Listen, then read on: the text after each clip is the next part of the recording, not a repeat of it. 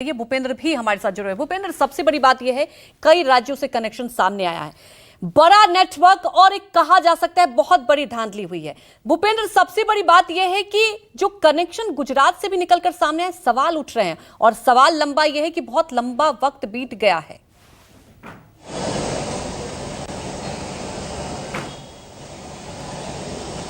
देखिए अंजलि, गुजरात की अगर मैं बात करूं तो गोधरा में जो परीक्षा स्कैम हुआ है, जो यहाँ पर कांड आया है सामने, वो बेहद ज्यादा चौंकाने वाला है। पेपर लीक से थोड़ा सा अलग जरूर है, लेकिन उससे भी बड़ा घोटाला यहाँ पर देखने को मिल रहा है, क्योंकि तमाम जो छात्र हैं उनके पहले से ही सेंटर तय हो चुके थे। और सबसे हैरान करने वाली बात यह है कि बिहार, झारखंड, कर्नाटक और वहां से छात्र गोधरा में परीक्षा देने आए थे। अब जो यहाँ की पुलिस जांच कर रही है, चूंकि उस दिन कलेक्टर को कहीं से सूचना मिली और वो वहां पहुंच गए और उन्होंने रंगे हाथ छात्रों को पकड़ लिया।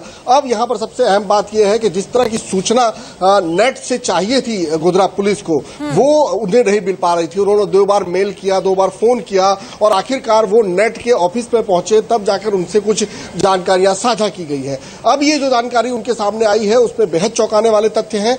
सबसे पहले चौंकाने वाला तथ्य यह है कि नेट ने 4 सेंटरों का सर्वे किया था गोधरा में, और उसमें एक सरकारी सेंटर था जबलपुर कॉलेज, जो कि पूरी सुविधाओं से, साधनों से सुसज्ज था। उसके बावजूद उस सेंटर को न चूज करते हुए जय जलाराम प्राइवेट जो स्कूल है, उस सेंटर को चूज किया गया। यह अपने आप में बड़ा सवाल है कि आपने एक निजी स्कूल को नीट एग्जाम सेंटर के तौर पर क्यों चूज किया, यह भी एक बड़ा सवाल आ रहा है। और उसके बाद जो छात्र बाहर के थे उनके नाम पते जो है वो गोधरा पुलिस को मिले हैं, और गोधरा पुलिस जल्द ही इन छात्रों को, उनके अभिभावकों को समन कर उनसे पूछताछ करने जा रही है कि आखिरकार उन्होंने इस सेंटर का चुनाव कैसे किया और क्यों किया, उसके पीछे की वजह क्या रही और किस तरह से ये पूरा लिंक जो है वो स्थापित हुआ। और जहां पर ये पहुंचे और उनसे ये कहा गया कि आप आंसर शीट जो है वो खाली छोड़ दीजिएगा, हम उसको भर के और आपको अच्छे नंबरों से पास करा देंगे, और जिसमें 10-10 लाख रुपए प्रति बच्चे जो है वो सौदा तय हुआ था। और 2.5 करोड़ के आसपास के जो चेक बरामद हुए हैं, 7 लाख रुपया कैश बरामद हुआ है, मोबाइल से छात्रों के नाम बरामद हुए हैं,